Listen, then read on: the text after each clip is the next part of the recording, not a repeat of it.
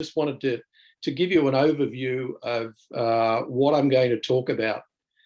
So I'm going to talk about what are the challenges that are facing our members, and in particular, how we can help members address those challenges through this enhanced FiCEP program. So I want to talk a little bit about FiCEP and how the program works, the logistics of the program. If you are going to enroll students in the program, what are their responsibilities and what will they be doing? Talk a little bit about, who I think is best to participate in this sort of program, and then we'll go through the timetable. And then, as I said, if you have any questions, we'll certainly be able to answer those. So, as I said, we're going to start off. What I normally do at the beginning when I talk about the challenges that members face that this program can address, I normally just throw a lot of data at you, a lot of scary statistics. Well, what I decided to do today is to actually do it in the form of a quiz, just to see how well you do know your members or the challenges that they face. So Andrea provided you with a quiz sheet. And what I'm going to do is I'm going to ask you a series of questions. They're multiple choice questions. And you just have to write down on that sheet what you think the answers are. So A, B, C, or D.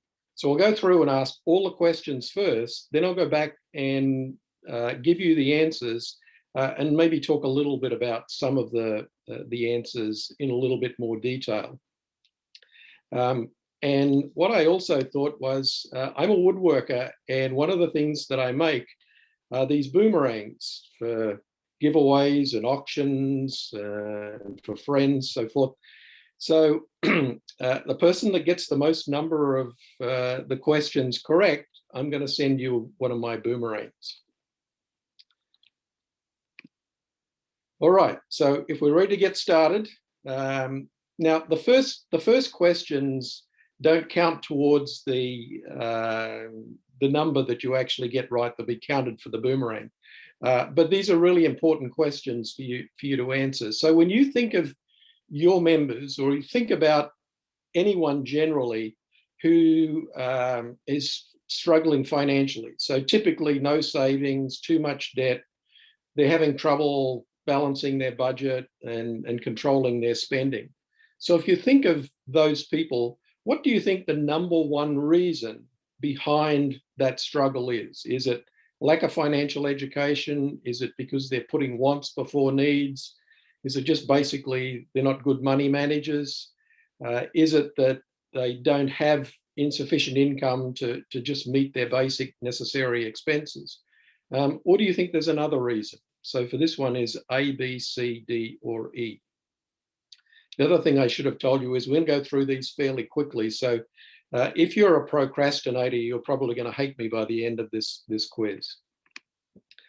So next question is, when you think about people generally and the challenges they face, and then you think about your members, do you think your members financially are better off, about the same as the average American? Or do you think your members are worse off, or that in that they have greater challenges? And if you don't know, then choose D. All right. So now we get into the real questions that count towards the boomerang. So how many people do you think are spending more than they earn? So over the course of a year, people spend to survive, and sometimes they actually spend during that year more than what they earn. So what percentage of the population do you think, when this survey was last done, which is now a couple of years old, so this is pre-pandemic, was spending more than what they earn? All right, next question. How many people do you think are living paycheck to paycheck across the country? So these are people that get paid every, say, 2 weeks. And by the time it gets to the next pay period, they've survived, but they really have only just survived. They've spent their pay, there's nothing left. They haven't been able to save anything. They're just surviving paycheck to paycheck. A, B, C, or D? Next question. How many people could not come up with $400 to cover an emergency? So these are people that basically have less than $400 in savings. They might have retirement savings, but other than that, they don't have more than $400 in savings. All right, next question. How many graduates from four-year colleges are working in jobs that don't require a four-year degree? So we encourage kids and grandkids and relatives, go to college because you'll get a much better job that will pay better. And they might think, okay, well, I'll take out a student loan, and then they get out of college and find that they can't get a job that requires a four-year degree that pays the money that they now need to pay the student loan off. All right, next question. What is the average annual cost of centre-based daycare for one child? So this is an average for one child. So centre-based daycare, not parents or grandparents. These are the top 5 reasons for bankruptcy. Which do you think is the number one reason for bankruptcy in the country at the moment? A, B, C, D, or E? All right, next question. How many people in the country have an outstanding medical debt? So they've had a medical issue, they, for whatever reason, have ended up with a medical debt. What percentage of the population fall into that category? All right, next question. What's the median pay for an individual? Is it between one of these 4 ranges? So this is not household median income. This is individual, as individuals rather than households. So what do you think that the median is? So this is not average. Basically, 50% of the workforce earns more than this figure and 50% earns less. So think of it as 50% of the population earns less than this figure, and it falls within one of these 4 ranges. All right, next question. Is there a gender wage gap? For every dollar that a man earns, how much does a woman earn? A, B, C, or D? All right, next question. What percentage of individuals are not saving anything towards their retirement at the moment? So it could be that they've saved some money in the past, but at the moment, what percentage of people in the country are not saving anything towards their retirement in the workforce? This is not counting under 18s, and it's not counting those people that have already retired. So those people in the workforce. All right, last question. Is there a connection between income and life expectancy? So how much longer can someone in the top 20% of income earners expect to live than someone in the bottom 20%? Real cheerful question to end up on. All right. So let's see how many of these answers that you got correct. So what I'm going to do is I'm just going to go through and give you the answers, except for these first 2. So there's no right or wrong answer for this question. It's what is your perception? And in the question and answer section later on, we'll get you to indicate, what you said here, and we'll ask this question again at the end. And the same goes for the second one. This is really for you to think about, because when you get all the data and you think about it, have you changed your mind after you've received all the answers about whether or not your members are better off, the same, or worse off than the average person? And when you actually get the answers to the data, you might actually change your mind. All right.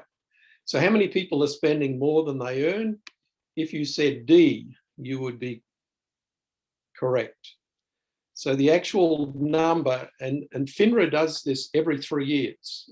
So this data is now getting a little old. This is the year that they'll be collecting data. And sometime next year, we'll know what it is for 2018. So it was 19% of individuals across the country, and they do a really large sample so they can give each state as well. And Minnesota was exactly the same as the national average. Some states are higher, some states lower. Minnesota was the same. How many people are living paycheck to paycheck? If you said D, you would be correct. This one's a little scary. After the Great Recession, it went from in the 50s into the 60s. And then we thought as things got better after the recession, it would go down. It didn't, it went up. It went as high as 78% 2 years ago. And then last year, in the early stages of the pandemic, it dropped to 74%. But still, 3/4 of the population living paycheck to paycheck. I just wanted to throw this in because I think it's really interesting information. We quite often think that the poor states, states like Mississippi, Louisiana, Alabama, Kentucky, West Virginia, people really struggle in those states. But in reality, $100 goes a lot further in those states than what it does in some other states. So for example, someone on a low wage in California or New York is going to be way worse off than someone on the same income in a state like West Virginia or Mississippi. And then if you look at Minnesota, $100 goes just a little bit further on average in Minnesota than it does across the average of the country. All right, next question. How many people could not come up with $400? If you answered B, you would be correct. And this one fluctuates somewhere between 40 and 50%. The last time the Federal Reserve did the survey, it was at 40%. Next question, how many graduates from four-year colleges are working in jobs that don't require a four-year degree? If you said D, you would be correct. The number is actually 49%. So 49% of graduates are finding that there aren't jobs that require a four-year degree that they can acquire, and so that they're working in jobs that pay less than that, and obviously then have those resulting problems being able to repay student loans if they took a student loan out. So the average annual cost of center-based daycare, in the question I actually said the country, and in the answer I've given you Minnesota, but I'm giving you both here. If you said C or D, you would be correct, because I messed this one up. The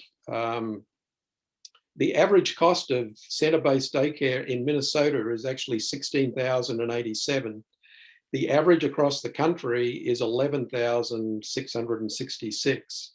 Now, I don't know why this is the case in Minnesota. You might have a better idea than I do, but only 2 states have a higher cost. 2 states and the District of Columbia have higher than Minnesota. So that one, if you said C or D, you can take that as correct. Number one reason for bankruptcy, if you said C, medical expenses, you'd be correct. And it's way out there, way in front of everything else. What's also interesting about this data around bankruptcy is if you take medical expenses, job loss, divorce, and unexpected disaster, I'd categorize those as being more bad things happening to good people than poor financial management leading to bankruptcy.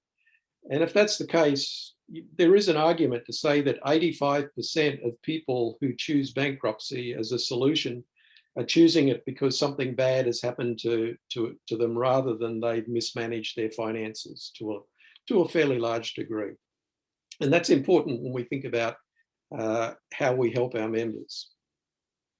Next question, how many people have an outstanding medical debt? If you said D, you would be correct. The actual number is 23.8% of Americans. I guess the good news is, and this is really hard to see, but the good news is that for Minnesota, Hawaii is the only state that has less medical debt than Minnesota. So the average across the country is 23.8, and in Minnesota, it's about 13%. So significantly less. The main difference between states and medical debt is that under the Affordable Care Act, states that took up the Medicaid expansion are below the black line or the national average, and predominantly states that didn't take that up are the states that have the higher levels of medical debt. Okay, next question, median pay for an individual. If you said A, you would be correct. The median pay at the moment is just under $36,000 a year. So 50% of the population earn less than $36,000, which would explain why so many people live paycheck to paycheck and why so many people spend more than what they earn in any one year. I also just threw this in to show you the disparity in median income. So this is actually household incomes. I couldn't find a graphic on individual income, but the median household income by race or ethnicity is a real eye-opener. And you take all races are sitting there in the middle, but if you look at Asians and whites, they're above the average, and Hispanics and Black Americans are below the average. So if you're a credit union that predominantly serves African American and Hispanic members, then you're going to find that the median income of your members is significantly lower than those credit unions who predominantly serve white and Asian members. And also, you'll notice there that the average or the median income in Minnesota is higher than the national average as well. Okay, next question, gender gap. For every dollar that a man earns, a woman earns. And if you had B, you would be correct. And it's actually 82.3 cents that a woman earns compared to a man. And Minnesota is up there at number 12 on the state list.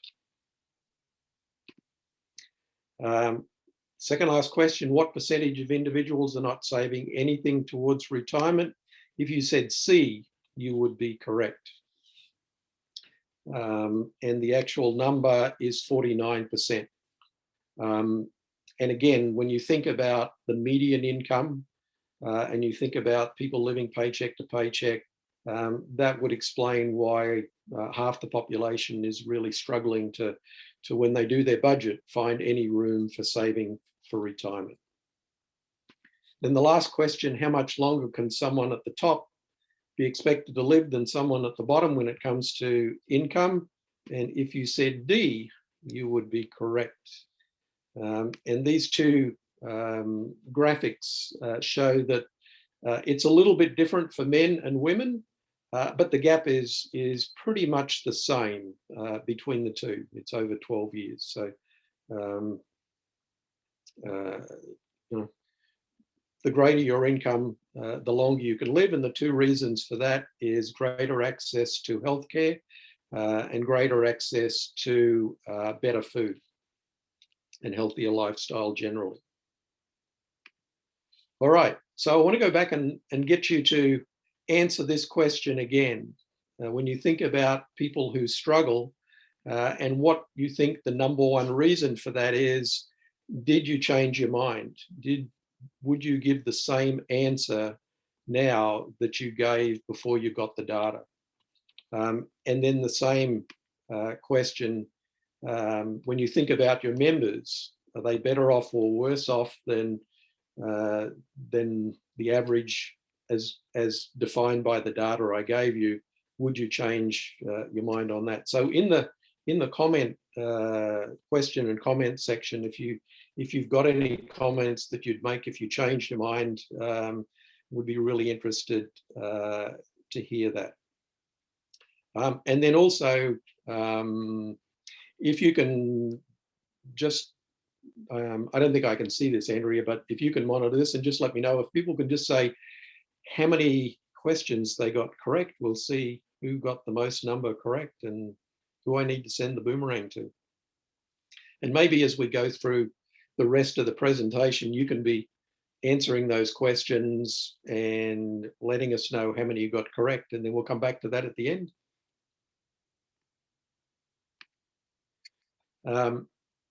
So I wanted to do this for a couple of reasons, rather than just throw the data at you, but also because quite often what I find is that when it comes to financial counselling and education programs in credit unions, there is quite a difference between our perception and the reality in the challenges that our members face and the sort of services that the credit union could or should be providing.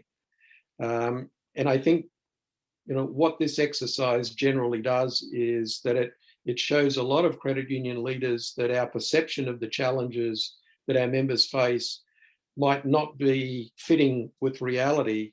And then also, what are the reasons that our members might face this challenge? So, for example, if we really think that our members face a financial challenge because they're putting wants before needs, but in reality, it's because they simply don't earn enough to pay the bills, then the way that we approach our program and the way that we talk to our members and try and help our members could actually be quite different. So, keeping all that in mind, what we're going to do now is talk about how the program, Enhanced FiCEP program, works and how it can help credit unions help members address these issues. So basically, we know that lots of credit union members face financial challenges. We know that lots of credit unions want to do whatever they can to help those members. We know that staff really do need specific skills to be able to provide that sort of assistance. And the good news is that this program is specifically designed to equip any staff member to be able to work with a member who faces any sort of challenges to management of their finances. As Andrea said, this is the fourth program in Minnesota. It's a unique partnership between state leagues and state foundations and CUNA to provide credit unions with the opportunity to have staff with this certification. And this program runs across the country in different states with state leagues. It has done for the past 10 years, and about 4,000 students in 29 states have gone through this program. So there's been lots of enhancements put into the program over the years to try and fine tune it to get it to the point where it provides credit unions with training for their staff that best meets members' needs. So FiCEP is the actual learning program that is used. It's a program that was developed by CUNA. The whole curriculum was revised and rewritten over the last 6 months. And now, rather than being 8 modules in 8 separate books, it's a 33 chapter workbook with about 250 pages. And in the rewrite, a number of new topics were added based on the feedback that we got from financial counsellors. So there's a workbook with lots of information that staff participating in the program study. They then pass a proctored exam and they become certified credit union financial counselors. To give you an idea of the curriculum, and I should have mentioned too at the beginning, Andrea, that I'll get a copy of all these slides to you and you can pass them on so that everybody has this information in slide form. But as you can see from the curriculum and the 33 chapters, just about every topic that you can imagine that a certified financial counsellor would need to have is covered in one of these 33 chapters. And think about it in terms of to be able to work with members, you need two types of pieces to the puzzle. And one is knowledge or information, and the other is skills. And some of these chapters work to enhance participant skills and to teach skills, and then others simply deal with the information that a certified counsellor needs to be able to help members. So think about it in both those terms.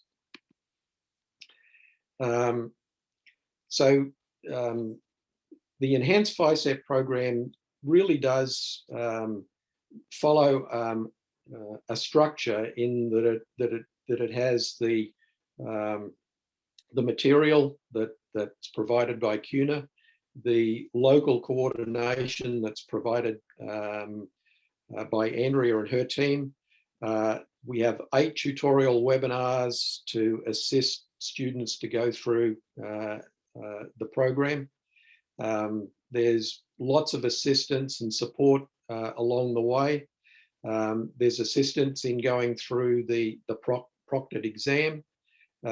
There's also some training at the end which focuses on, I now have the certification, I have the theory, I have the skills. Now, how do I make this part of my day-to-day life?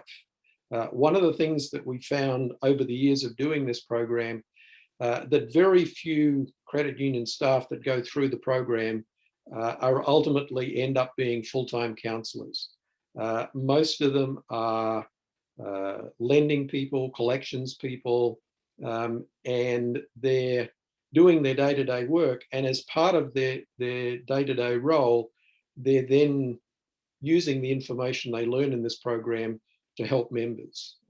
And so that requires a little bit more discussion about how you actually do that.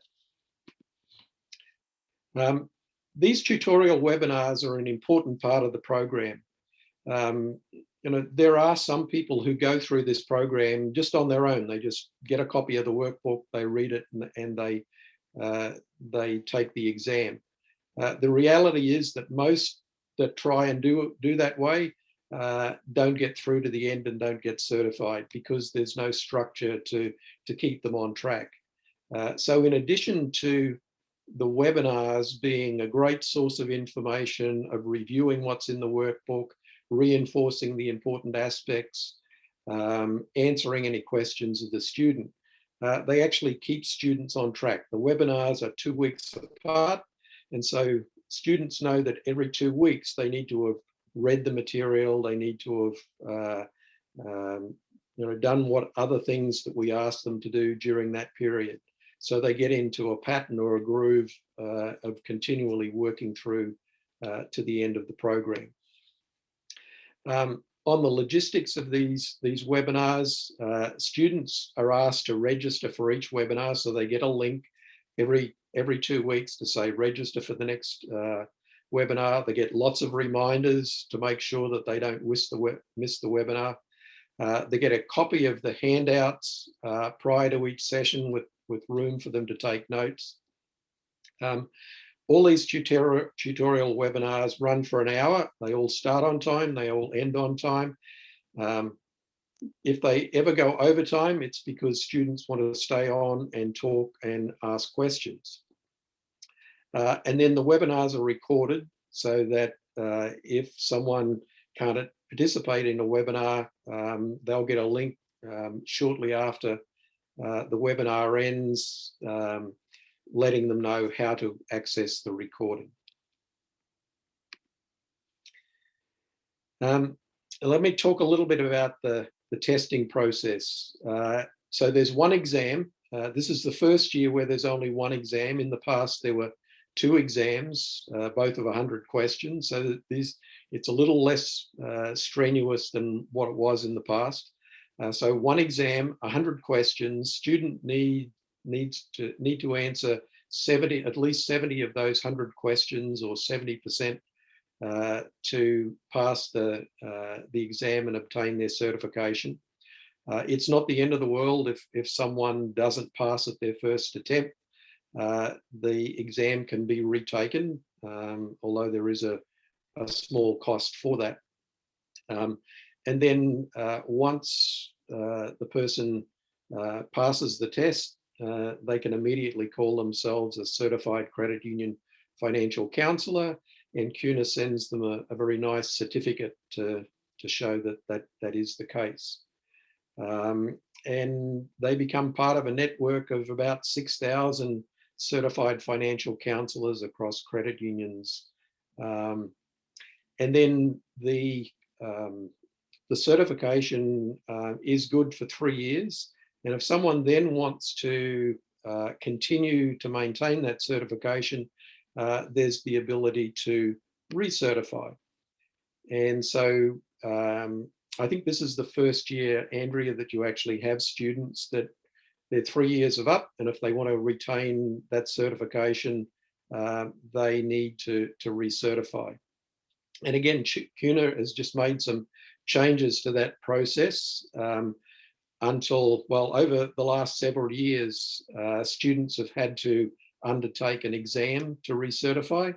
That's been dropped, and now students either just need to study a book, participate in an e-school, or participate in the program that Andrea will be providing for those that are looking to recertify in your state. And we'll talk about a little bit more about that in a moment. Or did you want to talk about that now, Andrea? Might be good, since we're talking about it, if you want to talk about the recertification opportunity that you've got. Sure. Just real briefly. Thanks, Mark.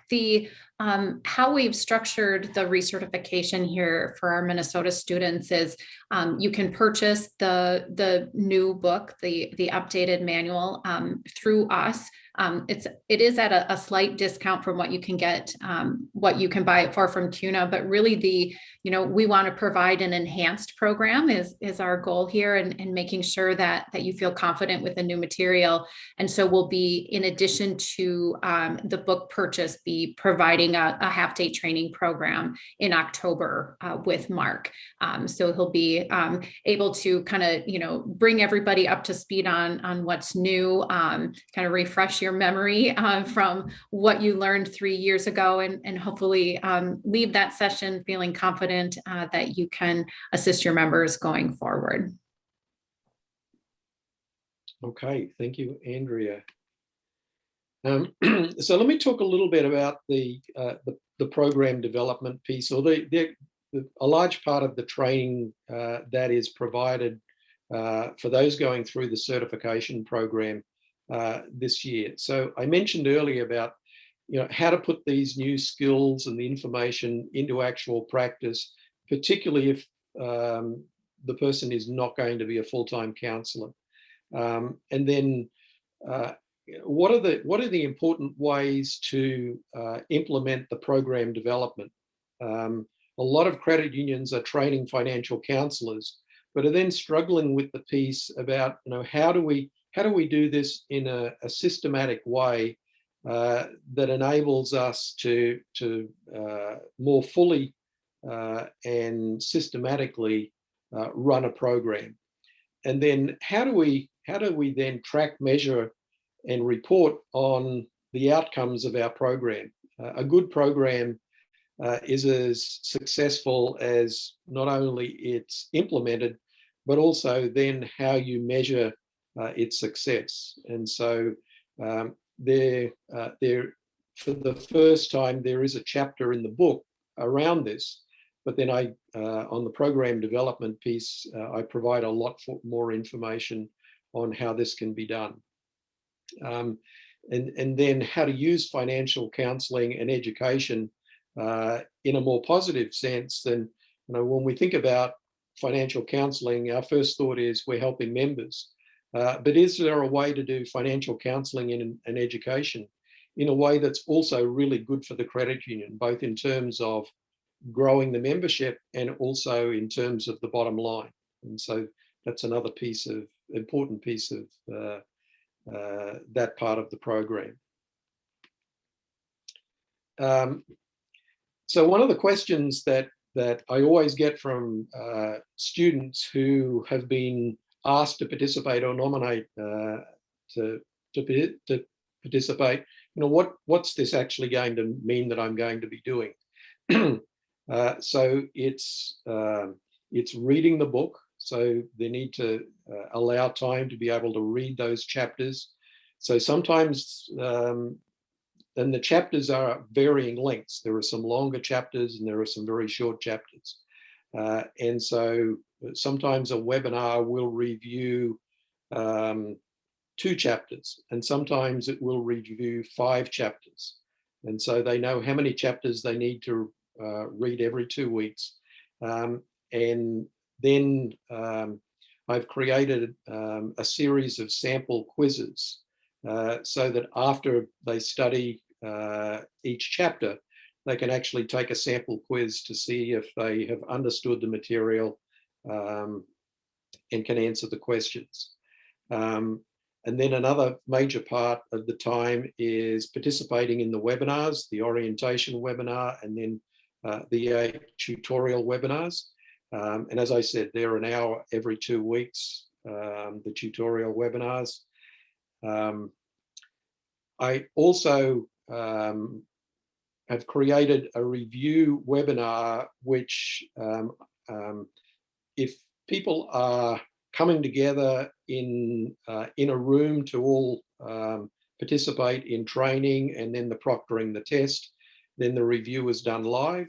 If someone is doing their proctored exam virtually or remotely, then I have a recorded version of that, which they can view immediately before taking the test. And the idea of that review is just to remind students of all of the material that's going to be included in the test. And then completing the proctored exam, which for the average student, most do that between 45 minutes and an hour to do the test. And then hopefully, having done all that and participated in the training as well, students then actually have a plan for how they think they can best use these new skills and this new information to do a better job of helping members while doing their day-to-day work at the credit union.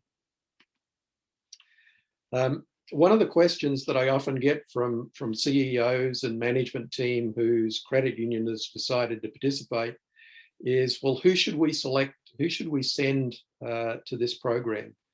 And in the 10 years that I've been doing this program, you can name any position description that you can think of, and I can tell you that they've been through the program, including board members. A number of board members have also gone through the program. But if I had to pick out the most common job title that I see going through the program, it's people involved in lending, collections, branch managers, and educators and trainers. So that covers the job title piece. One of the things that I have noticed over the 10 years also is sometimes I see people participating in the program that really don't want to be in the program. They've been told you need to do it. So when you're selecting staff and say you've decided you want to put collection staff through the program, the way in which you communicate to staff that they'll be participating in the program can go a long way to them enjoying the experience rather than feeling that they've been pushed into doing something that they don't want to do. And I should also mention that sometimes people who haven't been through an exam process in many years do suffer some stress at the prospect of doing a 100 question exam. And so the practice quizzes that I've put together hopefully can help break down those barriers. But they're the sort of issues that you might find when you're selecting people to participate in the program. I know that Andrea has all this information on the network's website, but these are included in the slides, and you'll get a copy of these handouts with all of the dates and times of the webinars and the training. And then also included are the chapters that are covered in each of the 8 webinars. So finally, just wanted to remind the key features of the program that really help credit unions get people certified and help the students get through from orientation to certification. So lots of structure with the webinars, lots of guidance and support and backup and reminders. Don't have to worry about organising a proctor and the exam. That's all arranged. You know, that there's a deadline. You know exactly when you're going to start the program. You know when the program is going to be completed. And then there's this emphasis on not only just getting the certification, but then helping both the students and credit unions involved in making the best use of the program as well, in both creating or growing a program and then making it work for both the members and the credit union. One final question that I wanted to cover is that I'm often asked this is, you know, there are a couple of ways of getting this certification, and one of them is CUNA's eSchool. And the question is, how does this program compare to CUNA's eSchool? The final outcome is the same. The process of getting there is a little different. CUNA has, through its eSchool, has actually changed the way that it conducts its eSchool.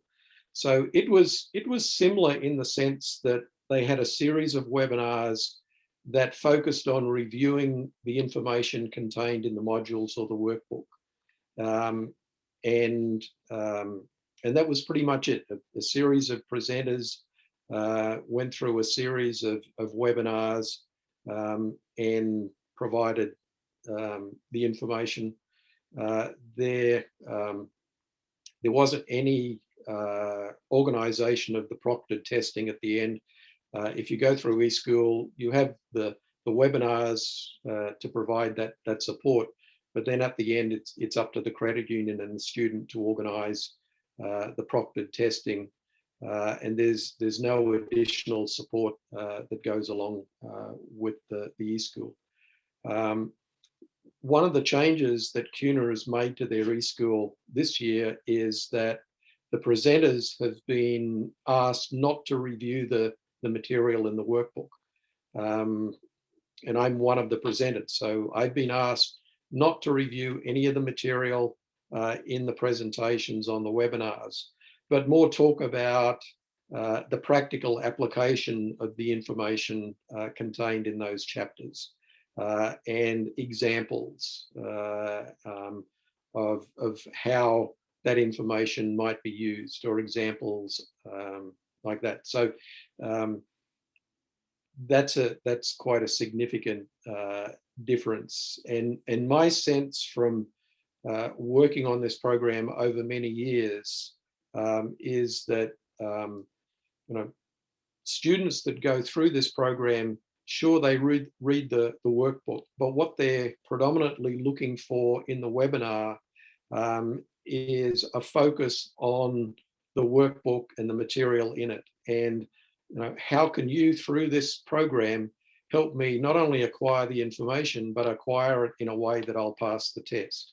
And no matter how you try and get around it, you'll find that the people that you enroll in this program will begin very quickly to focus on there's a test at the end and I need to pass.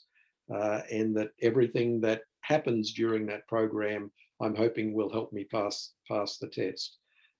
So I would resist in the enhanced FiCEP program moving away from reviewing the information in those webinars. The CUNA program runs pretty much over the same time frame, but there are those key differences that I've mentioned. All right, so hopefully I've given you all the information that you need, but if you have any questions, more than happy to answer the questions that I can answer, and Andrea can answer the questions that she's in a best position to answer as well. I have a question, if I could. Sure. Of course, go ahead, Jody. I'm looking at the recertification process for myself and for Trish Olson. And I understand we buy the book, and I think the deadline is by June. I can't remember the exact date. So are we to read that book before the October 26th class then? Is that kind of the idea? We're on our own to kind of read the book? Yes, that's correct. Okay. That's correct. And there's actually two reasons for that June 1 deadline. The first is, so yes, you do have time to read the book and prepare for the webinar, but also that fits in the timeline. The book purchases have to be made by the date of your certification. So if you received your certification in July, let's say you have to have that book purchased by July. So just for ease of everyone who was in our program, we use that June 1 as the book purchase deadline. So I hope that answers your question. Oh, I think you're on mute, Jody. Sorry, I muted myself again. And I assume we'd each have to buy our own book because that's part of the money that you're paying for the process, correct? That's correct. Okay.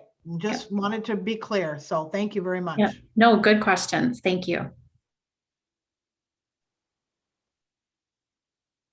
Are there other questions? Mark always does such a good job at laying it all out for us. So feel free to put them in the chat or go ahead and unmute your lines. I'll just share a little logistics while you're thinking if you have any additional questions. Mark mentioned that we do have the schedule and some additional information on the foundation page of the network website. There's also the registration information is there as well. So after hearing the webinar, if you are interested in signing up, you can go there and I'll send a follow-up email to everyone who was on the call today with that registration link. In addition, we are recording today's session. So if there's others in your credit union that you would like to have this information, we'll have that recording available too. And it looks like we did get a question come in from Christine. It says, do we find out if we pass on the test date or is it mailed later?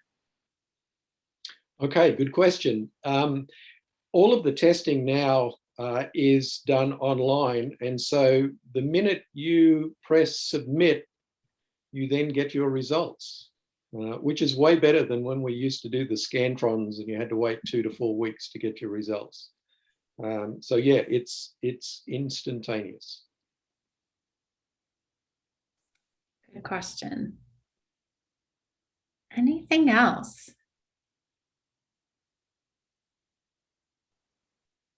All right. Well, no one could top. We had, and I hope I'm pronouncing your name right. Is it Shady, who received a score of 7 on the quiz, and so she is the winner if we for the boomerang. So Shady's from Mower County Employees Credit Union. And so I will connect you and Mark for the logistics on that piece of it. Okay, great. All right. Did anybody comment on if they changed their answer on the challenges from the first question to the second time around? We did have one person comment. Let me scroll back there. Maria said that she would keep her first answer the same. She said, I think our members are about the same, maybe slightly better. We have a lot of city county employees who have managed to retain stable employment, especially through the pandemic. But then she commented that she only got 3 right on the quiz and thought I was being pessimistic. So yeah, thank you for sharing that, Maria. Yes, I think certainly when I first started doing this quiz, it was a little different. And I suppose in some ways the good news is that more credit union people are more closely aware of the challenges that their members face now. But I remember about 5 years ago, I spoke at CUNA's Collections and Bankruptcy Conference, and I had 150 collectors in a room. When I asked them the question the first time, almost 150 said the reason that people struggle is because they put wants before needs. And then when I asked them the second time, almost all of the 150 said not enough income was the reason. So that has changed a little over time, but generally that's a pretty common trend I see. All right, well, I am not seeing any additional questions come through. I did just want to reiterate one other point. Mark mentioned that, there are people of all different titles that in credit unions that participate through this program. And, specifically here in Minnesota, we've had member service representatives to marketing representatives, financial education counselors, collections, lenders, branch managers. It's been really neat to see the variety of credit union staff going through the program and how then they've been able to utilize the skills and training in their particular roles at their credit union. So again, I encourage you to share the information with others at your credit union if you think there could be a benefit there too. So with that, we're getting close to the top of the hour. Just like to thank Mark again for sharing your knowledge and helping us facilitate this program. I do want to also share that the Minnesota Credit Union Foundation does help sponsor this initiative. And so it really just kind of helps keep costs down for credit unions being able to send their staff members through the program. So appreciate the work of the foundation board in support of this program. If anyone does have any additional questions, you can feel free to reach out to me. Again, I'll send a follow-up communication that will include the slides, a link to the recording, link to registrations, and it will have my contact information. And if you have any questions or would like to discuss this further, I'm happy to be available for that. And so with that, I wish you all a good rest of the day and hope to hear from all of you soon.